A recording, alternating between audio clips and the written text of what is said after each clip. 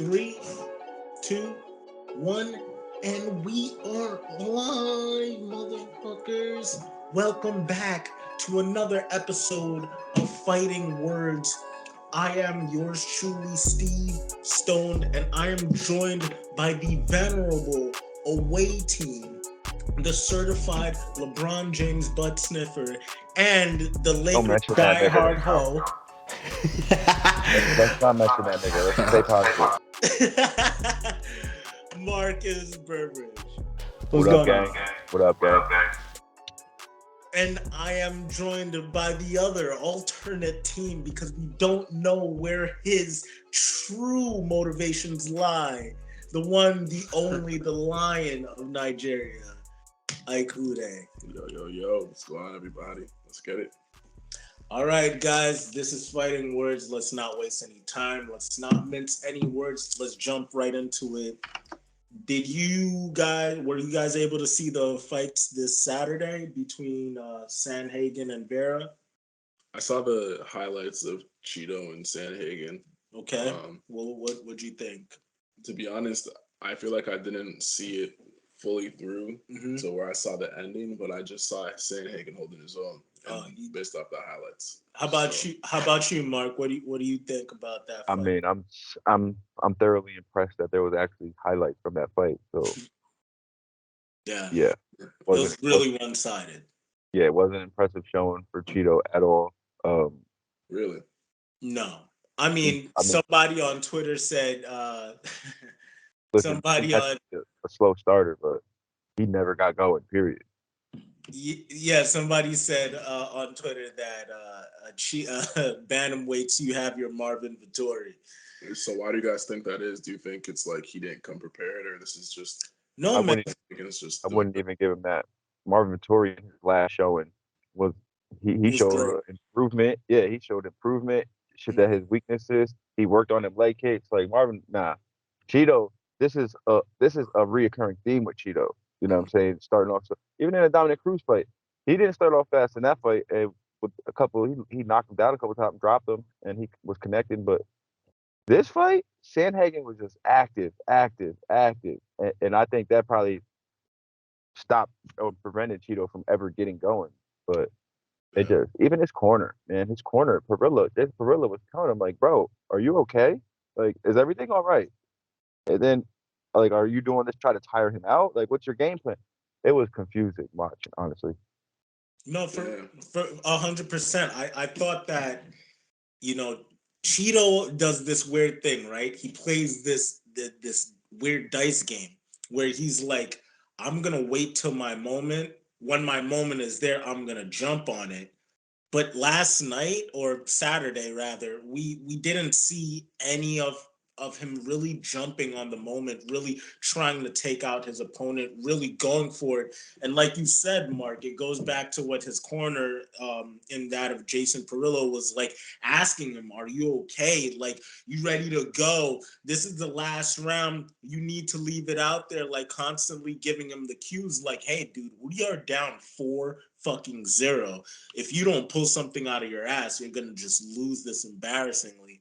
And Cheeto just did not do anything to really solidify or make himself that staple in the bantamweight division. So that leads me to my next question, I guess.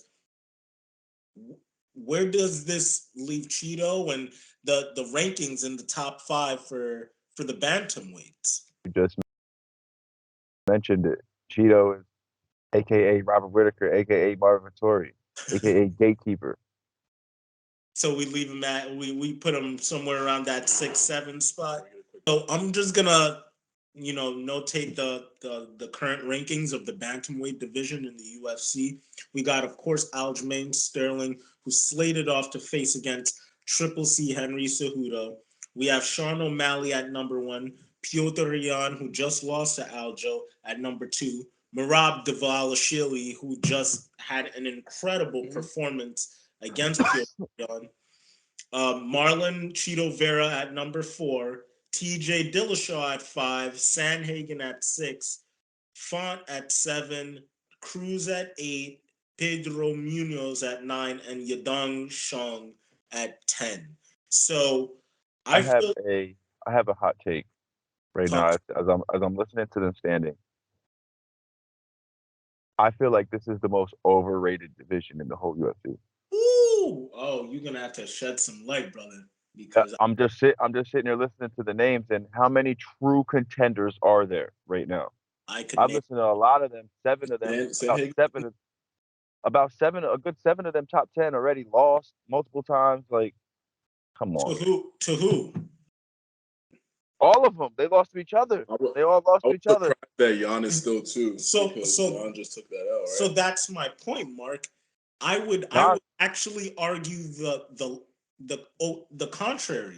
I think that the And bantamweight, Cejudo's in there now. yeah, that's what I'm saying. The bantamweight division is probably the most stacked. Yeah. I got about 3 true contenders in that whole division, and that's Jan, that's fucking Sanhagen, and the homeboy Cejudo. That just proves it's stacked. All right, time out. So that Merab isn't a true contender? They ain't gonna fight. They not gonna fight each other. They butt huggers. They sit there want to share the fucking title. How you a contender if you're not gonna fight the champ? But Aljo's fighting Cejudo. All right. So then, but my point is that, but how are you the champ? How are you a contender if you're not gonna fight the champ? What are you gonna fight everybody off so they can't get to the champ? He's his bodyguard. So fair. All right. So we won't put Merab as a contender because he won't fight Aljo. So Piotr Jan already lost to him twice. We're not gonna do that. All right. So Merab just beat Jan. Yeah. Sanhagen, he choked Sanhagen out in 30 seconds. Is he a true contender to Aljo? Yes. Really? Merab did? No. Aljo choked out Sanhagen. Rob Font. Come on.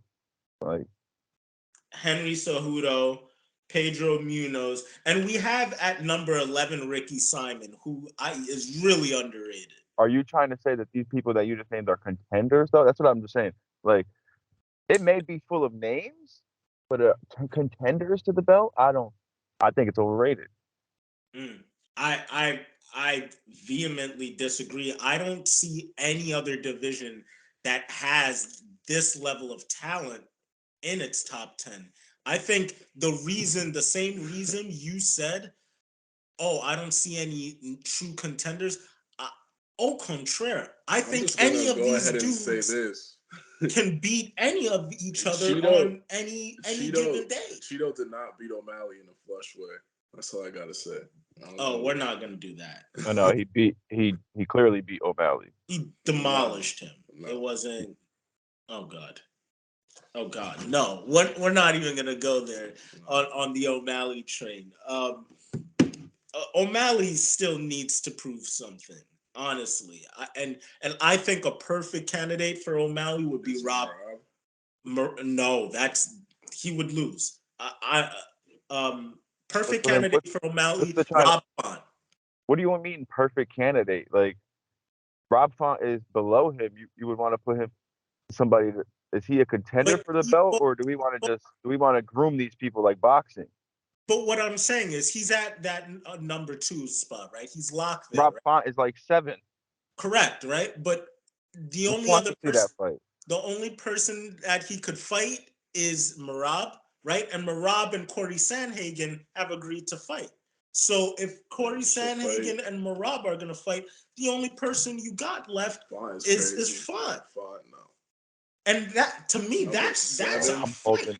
If I'm O'Malley, bro, I'm holding out for the title fight next. I'm fighting for the title. The only way that he fights Font is win or loss. He's still number 1 because he just beat Jan.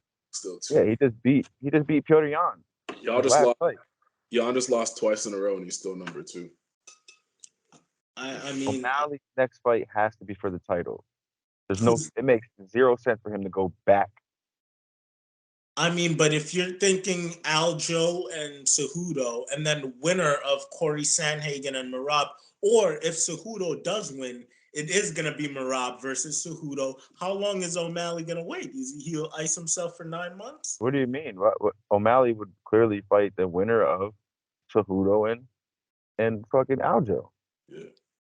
You think that Sanhagen and Merab do not have next up, bro? Like Merab forfeited that. He forfeited that when he said in the when he said in the post fight, I'm not going to fight Aljo. And Dana said, you know how that works out for you fighters. That's not going to work out well. So therefore, he is not looked at as the next fight for the title. We both know that. I don't know, man. The Merab hype is real. People are getting behind the machine, and I think that if Cejudo should win, or if Aljo is moving up to 45 after this fight, Merab is definitely, to me at least, the clearest contender for that title. If Aljo's not there, you're still saying Merab when Dana clearly just like shit on him. Like you can't say I'm not gonna fight for the title because that's my friend. Like Dana hates that. You know what I mean? He's not gonna reward him next. But O'Malley is the baby of the UFC. That's through the Contender Series. What? Come on, we can see this. Like I can see it. I know you can see it. I mean, and I'm not an O'Malley fan. I don't like him. So O'Malley really. If he ices off, bro. if he ices though, if they ice him and bring him back 9 months and challenge him for that title, it would be literally the equivalent of what's gone on with Colby Covington and his new slide into the welterweight championship picture. Proof that they're gonna do that. Helping, huh? Colby's super helping. But that's what I'm saying. That's what they're showing that they're doing that with Colby. So it makes you think they're not going to do that with Sean O'Malley. Well, you're right. I mean, I don't think the UFC will not do that. But at the same token, I think that the Colby champion chilled out while Usman got deep. Dana. But I think that's crazy. White privilege. It's called Dana White privilege. You know, and Ngannou tore fucking ACLs, MCLs in his knee or whatever, got hurt. They fucking stripped him of the title the 1 year. You know, Leon Edwards couldn't get over the whole world shut down. They took him out the rankings. Colby Covington just lays out, I don't want to fight. You know, I'll do podcasts and then they award him the title fight. Leon should have fought Colby first. I think he should have somebody else in the UFC. Correct. He should have fought, period. Colby should be fighting Shavkat. Not Bilal. That should be the fight next. Like it should be Colby versus Shavkat, Bilal versus Leon, or Leon waits till the winner of Masvidal and Burns, and then they do it there. The whole idea that Colby can be iced for a year. Colby should have been faced Hamza, bro. He got his breaks. But Hamza's not fighting at 155. I mean, 170. 170. Yeah, 170 no more. God is moving up with the big boys. He's moving up to 85. Yeah. I mean, he forfeited that last pay-per-view. How do you guys feel about Boers moving up to 85? I'm upset. I wanted him versus Covington. He missed weight by 9 pounds. I'm just saying, bro. I wanted to see him try his luck there. But shit, who knows what would have happened with him and Usman, bro.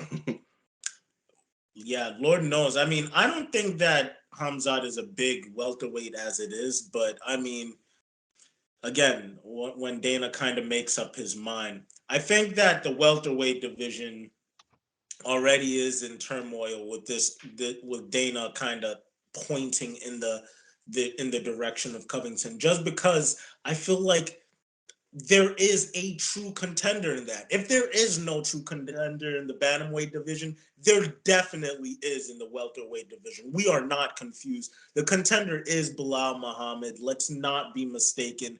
There's no other person who has the streak he's on, who's beaten the names that he's beaten in the top 5, and who's been there as long as he has. There's no one, and especially knowing that Usman didn't lap. So like I know Leon being in there is some fresh blood, but that's who, in my opinion, is the real contender. The real title is Bilal versus Leon. This Colby Covington thing is not even probably the biggest pay-per-view they can do.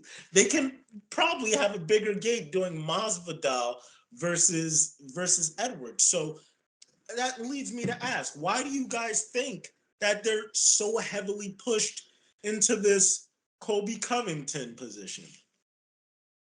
I think they just see it as someone who could beat him, maybe, but I don't even know if that's true. You think? I think Rocky might chop him down now. Like, who knows? I don't like that matchup for Leon Edwards personally. It's a challenging one. And numbers, I honestly think this is Kobe's last hurrah. Like the UFC, this is their last. You know, if he don't win this title, he's done. You know what I'm saying? Mm-hmm. So, I mean, they don't have much choice no matter. Like, it's not like they're giving a fucking title fight to some bum. It's fucking Kobe Covington. You know, the only person he's really lost to is fucking Usman. Like, and those were some wild fights. Like they were. They were both going out of there. They were, like, for sure. It's fucked up. Like, it's fucked up. It's like I'm excited to see the fight. That's the fight. I'm excited to see it. Let's do it. Talking about exciting fights, guys, this coming up week, we have the long anticipated rematch between Israel Adesanya and Alex Pereira for that middleweight title, guys. That fight card is stacked, so how about we just get into it and do some picks? I'm going to call out the fight. You guys let me know who you think will win. We're going to start from the bottom. Raul Rosas Jr. versus Christian Rodriguez. Stop cheating. Bro, I have to see who they are. I have to see who Rodriguez is. I'm going with Rojas. Going with the young cat. I'm gonna just go with the young cat. I don't know Rodriguez's body. Raul's a monster. Then we got Big Mouth Kevin Holland versus the Pawn Santiago Ponzinibbio. I'm gonna go with anybody that Kevin Holland is fighting against. I'm done with anything Kevin Holland related. He has to show me something at this point. You're betting against Batman, real life Batman. I'm going with Pons.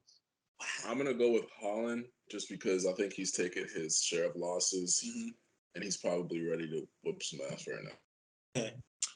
Then we got in the Bantamweight division, Rob Font versus Adrian Yanez. I think Adrian Yanez is gonna take that one, to be truthful. Yanez, I got Yanez as well. I'm going with Rob Font, man. I think Rob Font, he is, even his jiu-jitsu is very underrated. But I mean, I think he's gonna put it on Yanez. Yanez has great wrestling, but it still remains to be seen. We got in the co-main, the king of Miami, Jorge Masvidal versus Gilbert Durinho Burns. What you guys got for that? That could be a number one contender implications. Burns. I got Burns. I was going with my head the last couple of picks. I'm gonna go with my heart this pick, and I'm gonna go with Masvidal, who I want to see win. Yeah, I wouldn't be upset if Masvidal wins. I just think Burns.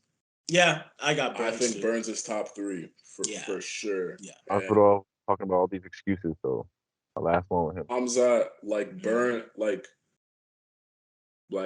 Burns gave Hamzat damn near his toughest matchup he ever would have seen in that weight class.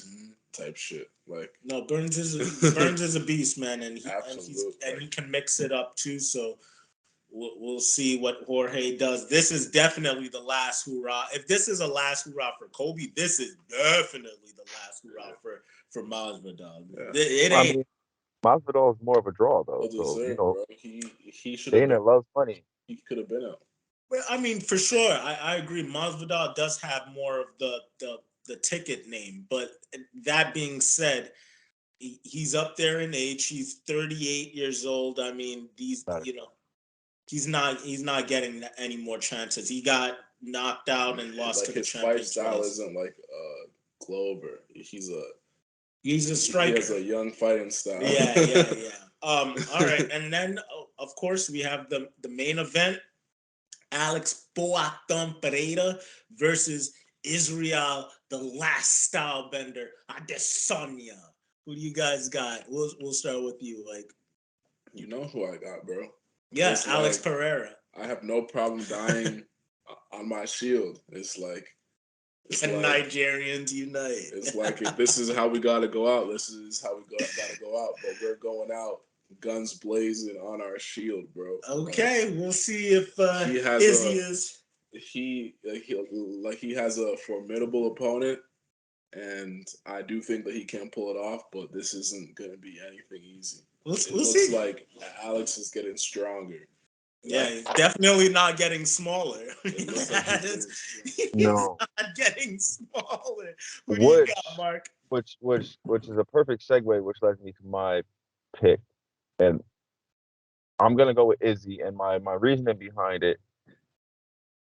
I think Izzy's got to come out this fight going for the finish. I don't think Izzy's gonna come out this fight trying to point him like technical. I think Izzy's gonna come out to this fight and look for the finish, and all that weight that you know what I'm saying homeboy's been put on, I think is gonna come and bite him in his ass later on. You think he might get fourth round finish? I got Izzy. Woo! We got it here. We got 2 for Izzy.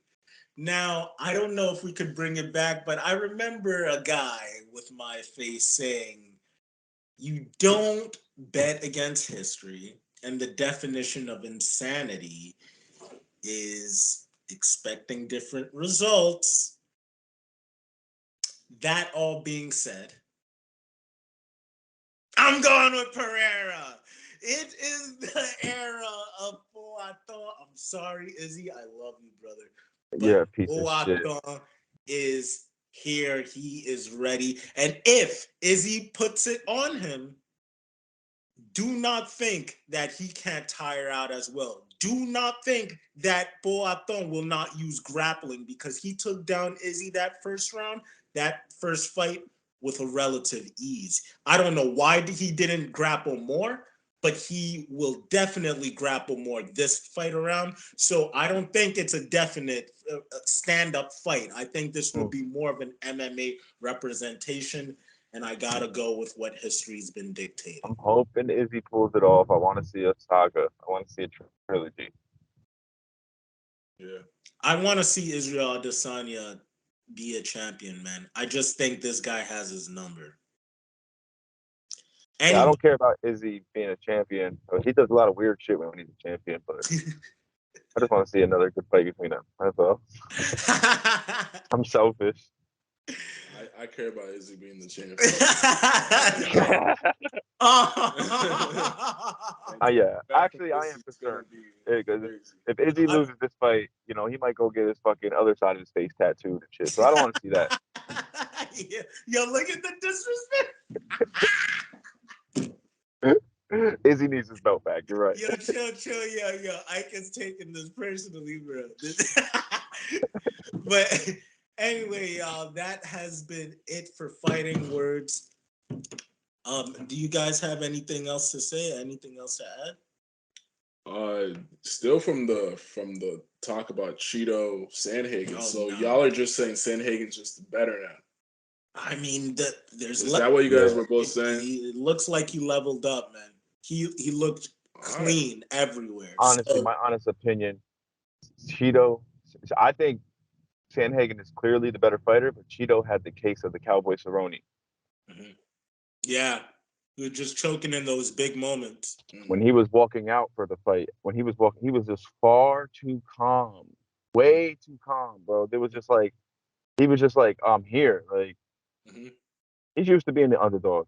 I think this is like the first big moment in his UFC career where everybody was going for him. You know what I'm saying? Ecuadorian flags and shit. Mark, what'd you think of his call out?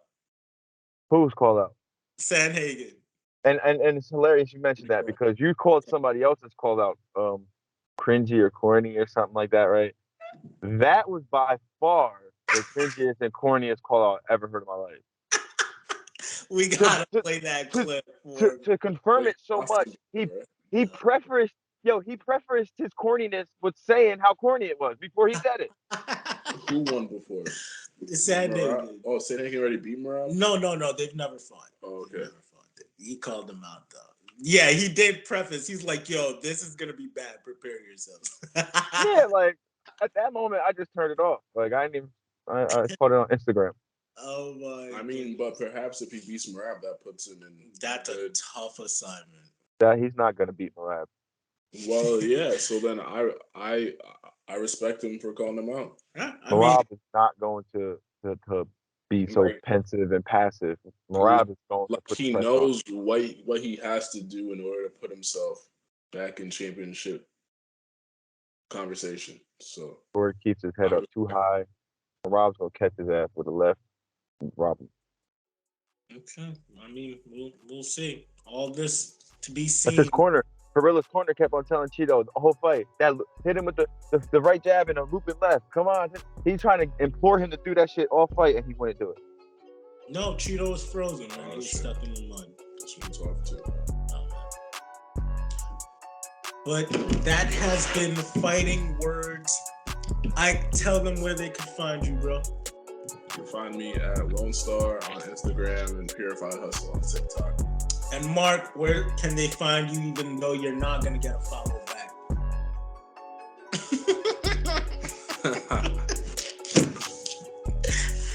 And you can find me at Steve Stone with 2 E's. This has been Fighting Words. Yeah.